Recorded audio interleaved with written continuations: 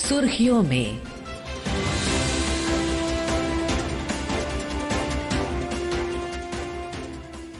ये आकाशवाणी है। प्रस्तुत है कार्यक्रम सुर्खियों में। इसके अंतर्गत सुनिए बिहार विधानसभा चुनाव के पहले चरण के मतदान पर चर्चा। इसमें भाग ले रहे हैं राजनीतिक विश्लेषक फैजान अहमद। कार्यक्रम का संचालन कर रहे हैं सुबोध मिश्रा। नमस्कार श्रोताओं, आप सुन रहे हैं सुर्खियों में और आज हम बात करेंगे बिहार में पहले चरण के मतदान की तस्वीर पर। कहां उत्साह दिखा, किन मुद्दों पर मतदाता सबसे अधिक मुखर नजर आए और क्या इस बार के रुझान कुछ संकेत दे रहे हैं। हमारे साथ हैं वरिष्ठ विश्लेषक फैजान अहमद, जो मतदान के पैटर्न और मतदाताओं के व्यवहार पर अपनी राय साझा करेंगे। फैजान जी, सुर्खियों में आपका स्वागत है। धन्यवाद। इस चर्चा में हमारे साथ हमारे 3 संवाददाता भी जुड़ेंगे। आइए सुनते हैं हमारे संवाददाता धर्मेंद्र राय की रिपोर्ट। आज संपन्न हुए पहले चरण के चुनाव में एनडीए की ओर से सबसे अधिक जनता दल यूनाइटेड के 57 प्रत्याशियों की चुनावी किस्मत का फैसला ईवीएम में बंद हो गया। वहीं भाजपा के 48 और लोक जनशक्ति पार्टी रामविलास के 14 प्रत्याशियों की भी चुनावी किस्मत का फैसला मतदाताओं ने अपने मताधिकार के जरिए किया। इधर महागठबंधन की ओर से राष्ट्रीय जनता दल के 73 प्रत्याशी जबकि कांग्रेस के 24 प्रत्याशी भी चुनावी मैदान में थे। 7 पार्टियों के महागठबंधन में सीपीआई माले ने 14 सीटों पर अपने उम्मीदवार उतारे हैं। आज जिन विधानसभा क्षेत्रों में वोट डाले गए हैं उनमें से 2020 के विधानसभा चुनाव में जनता दल यूनाइटेड के 23 प्रत्याशियों को जीत हासिल हुई थी। वहीं भाजपा ने 32 और लोक जनशक्ति पार्टी ने 1 सीट पर जीत हासिल की थी। राष्ट्रीय जनता दल ने 42 सीटों पर जबकि उसकी सहयोगी कांग्रेस को 4 सीटों पर जीत मिली थी। पहले चरण के चुनाव में आज कई दिग्गज प्रत्याशियों की चुनावी किस्मत ईवीएम में बंद हो गई। प्रमुख चेहरों में भाजपा के प्रत्याशी और उप मुख्यमंत्री सम्राट चौधरी, उप मुख्यमंत्री विजय कुमार सिन्हा के नाम शामिल हैं। वहीं महागठबंधन की ओर से मुख्यमंत्री पद के प्रत्याशी तेजस्वी प्रसाद यादव राघोपुर से चुनाव लड़ रहे हैं। धर्मेंद्र कुमार राय, आकाशवाणी समाचार, पटना। सबसे पहले अगर हम गौर करें कि पहले चरण में जो आज 18 जिलों की 121 सीटों पर जो मतदान हो रहा है, उसमें मतदाताओं के प्रमुख स्थानीय मुद्दे क्या हैं, क्या उभर रहे हैं और क्या वो जिलों के हिसाब से बदल रहे हैं? जी, आपने सही पूछा, क्योंकि देखिए ये विधानसभा का चुनाव है तो इसमें मुद्दे जिला के हिसाब से भी और क्षेत्र के हिसाब से भी बदल जाते हैं। अब अगर हम बात करें कुछ ऐसे जिलों की जो गंगा के उस पार, हमारे गंगा के उस पार हैं और वहां से पलायन बहुत ज्यादा होता है, खासतौर से सहरसा है, मधेपुरा है, ये सब ऐसे जिले हैं जहाँ से बहुत ही बड़ी संख्या में काम करने वाले मजदूर बिहार से दूसरे राज्यों में जाते हैं। तो ये पलायन एक बहुत बड़ा मुद्दा उनके लिए है। इतना बड़ा मुद्दा है उनके लिए कि वो वोट भी नहीं दे पाते हैं। ये तो कहिए कि इस बार जो छठ की पूजा हुई तो वो अब से 10 दिन पहले हुई थी, तो उसमें जिनको बहुत ज्यादा उत्साह है कि हमको वोट देना है, या वो ऐसे मजदूर हैं जो डेली वेजेस के मजदूर हैं, वो तो रुक गए हैं। लेकिन जिनकी नौकरी है उनको जाना पड़ा। लेकिन फिर भी काफी संख्या में जो पलायन करने वाले मजदूर है वो वापस भी आए हैं। ये तो एक पलायन का मुद्दा हुआ जो कुछ राज्यों में है। देखिए फिर भी नौकरी एक बहुत बड़ा मुद्दा लगभग सभी राज्यों में है, क्योंकि देखिए बिहार एक पिछड़ा राज्य है और यहाँ बहुत कम इंडस्ट्री है या फैक्ट्री है, तो वहाँ काम करने का उनको बहुत कम मौका मिलता है, तो उन्हें बाहर जाना पड़ता है। तो इसीलिए वो बाहर जो जाते हैं तो वो अपने घरों से दूर हो जाते हैं। वो चाहते हैं कि अगर उनके राज्य में अगर उनको नौकरी मिल जाए, चाहे उसमें पैसा कुछ कम ही मिलता हो, लेकिन वो उसको पसंद इसलिए भी करेंगे कि वो अपने घर वालों के साथ रहेंगे और बाहर के जाकर के जो उनको परेशानी झेलनी पड़ती है वो नहीं झेलनी पड़ेगी। ये भी एक बड़ा मुद्दा है। हमारे यहाँ युवाओं का भी एक अपना मुद्दा होता है, उसमें भी उनको अपना शिक्षा और रोजगार उनके लिए बड़े अहम मुद्दे होते हैं। लेकिन एक चीज ये भी जान लीजिए कि बिहार में जो चुनाव होता है उसमें बहुत से ऐसे मुद्दे भी सामने आ जाते हैं कि जिनकी वजह से जो मतलब जनता से संबंधित मुद्दे होते हैं वो गौण हो जाते हैं। जी, इसी पर मैं पूछना चाहता था कि टर्नआउट पर आपकी क्या राय है और महिला मतदाताओं और युवाओं की भागीदारी में क्या कोई खास पैटर्न दिख रहा है? जहां तक महिलाओं की भागीदारी की बात है तो मैं कहूंगा कि ये पिछले 15 वर्षों से ये एक पैटर्न नजर आ रहा है कि महिलाएं बहुत जोश खरोश के साथ बाहर निकलती हैं, वोट देने के लिए जाती हैं, और बहुत जगह ऐसा भी हो रहा है कि वो पुरुषों से ज्यादा महिलाओं की संख्या यहाँ हो जाती है वोट देने वालों की। और इसीलिए शायद सभी दल और जो गठबंधन है वो महिलाओं को अपनी तरफ आकर्षित करने की कोशिश कर रहे हैं। यही हाल युवा वोटरों का भी है। अभी हमारे यहाँ राज्य में लगभग 14 लाख नए वोटर बने हैं जो पहली बार वोट कर रहे हैं। उनमें भी एक बहुत जोश है, क्योंकि वो उत्साह इसलिए भी है कि वो पहली बार तो वोट देने जा रहे हैं और उन्हें लगता है कि शायद वो अपने मुद्दों को देखते हुए और अपने जो उनके साथ जो समस्याएं हैं या जो कुछ भी उनकी मांगे हैं उसको देखते हुए वोट कर रहे हैं। मतदाताओं में कितनी सजगता दिखाई दे रही है? क्या वो अपने मुद्दों पर टिके हुए हैं या किसी खास दूसरे पैटर्न, जो पुराने पैटर्न थे मतदान के, उसी पर टिके हुए हैं? इसके बारे में कहा जा सकता है कि दोनों तरह की बातें हैं। पुराने पैटर्न पर भी वोटिंग होती है और आगे क्या होना चाहिए इसके लिए भी सोच समझ करके वोटिंग की जाती है। अब यही देखिए कि जो महिलाएं आगे आकर वोटिंग कर रही हैं, ऐसा नहीं है कि वो घर के पुरुष ने जो कहा है वैसा ही वो करें, कि पुरुष ने कहा कि आप ए पार्टी को दीजिए या बी पार्टी को दीजिए, ऐसा नहीं है। महिलाएं खुद अपना फैसला करती हैं और वो जाकर के वहां वोट करती हैं, चाहे हो सकता है कि वो अपने घर के पुरुष के हो सकता है कि खिलाफ ही जा रही हूँ।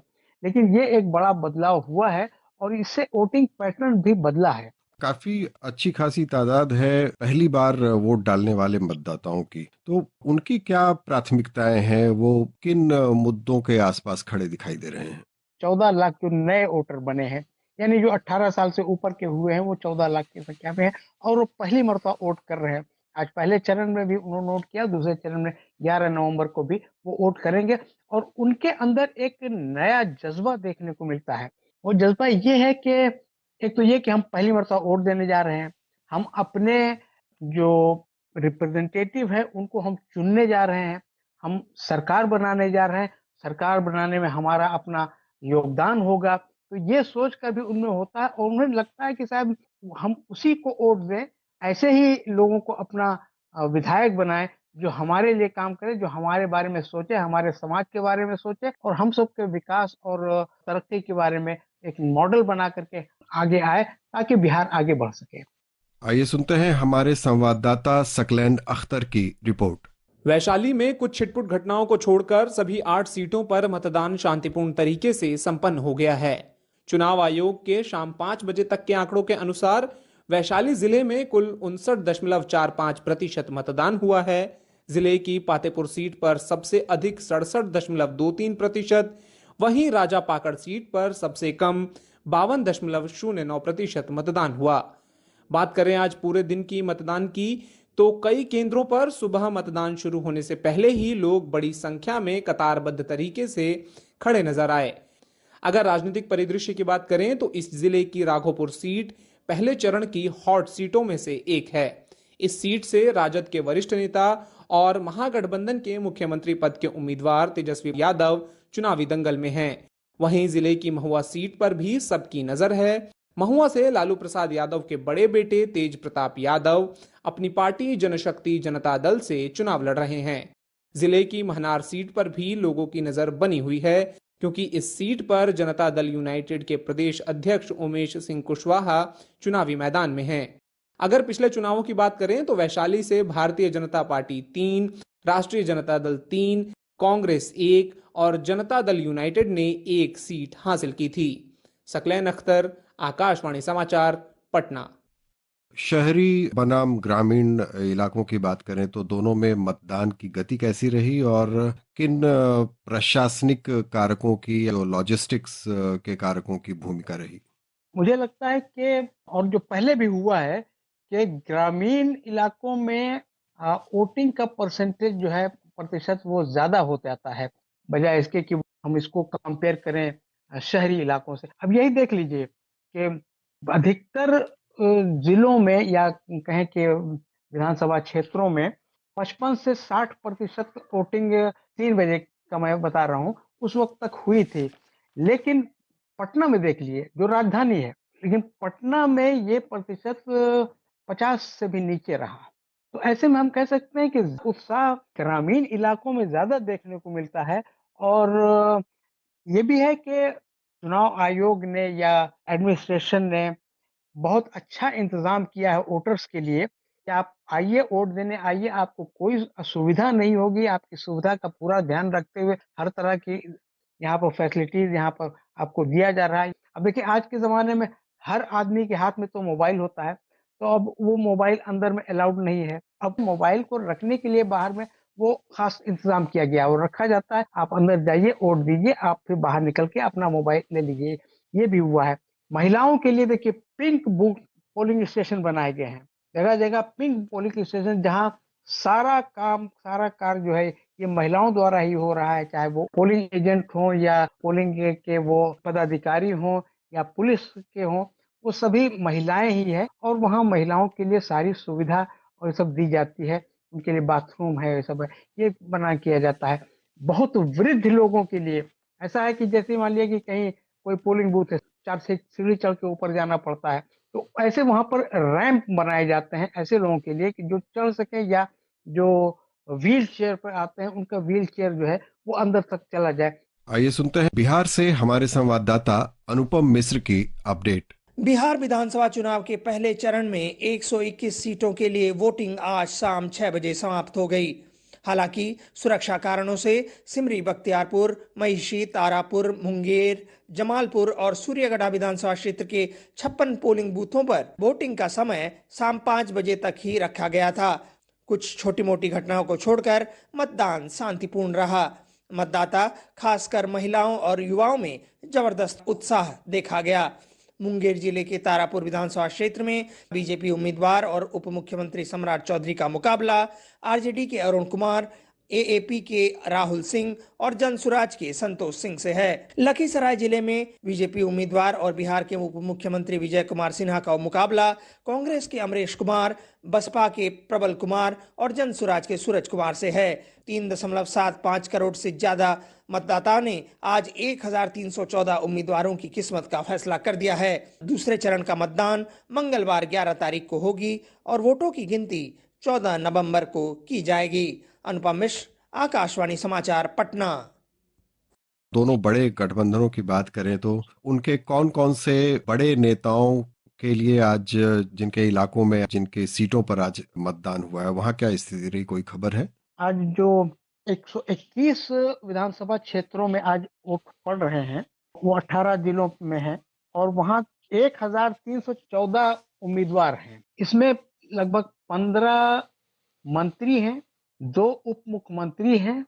हमारे यहाँ जो महागठबंधन ने जो अपना मुख्यमंत्री का जो चेहरा पेश किया है तेजस्वी यादव का, वो है। लालू यादव के बड़े बेटा जो है वो तेज प्रताप वो है और इसके अलावा और भी कुछ लीडर्स हैं जिनके यहाँ चुनाव हो रहा है।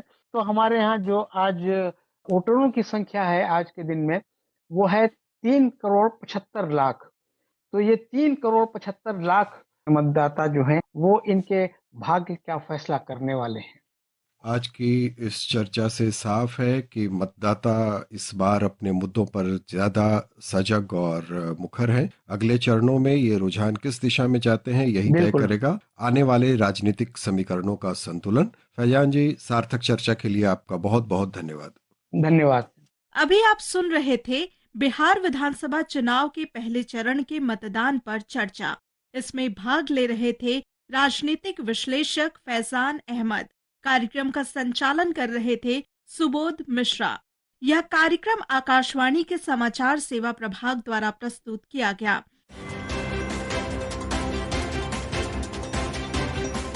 सुर्खियों में